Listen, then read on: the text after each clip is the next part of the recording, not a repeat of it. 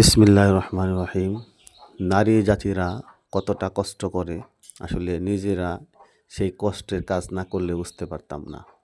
আমার স্ত্রী আমার ছেলের সমস্যা থাকার কারণে আমার ছেলে হাসপাতালে চিকিৎসাধীন আছে। সেই কারণে গতকাল আমার স্ত্রী আমার ছেলের কাছে যায়। তো আমি একা বাড়ি রয়েছি, বাড়ি পাহারা দিচ্ছি এবং ব্যবসার কাজে যাইতে পারিনি। দেখতেই পারছেন আসলে তারা কতটা কষ্ট করে আমাদের জন্য খাবার রান্না করে।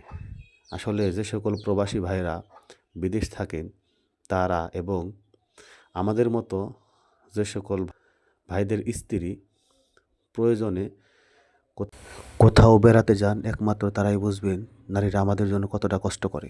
এই জন্য বলবো, আসুন আমরা কোনো নারীকে অবহেলার পাত্র মনে করব না। অবশ্যই তারা আমাদের খেদমতের সাথী। তাদের জন্য দোয়া করব, আল্লাহ তাআলা যেন তাদের সবাইকে দুনিয়া ও আখিরাতে উত্তম বরকত দান করেন। আমিন।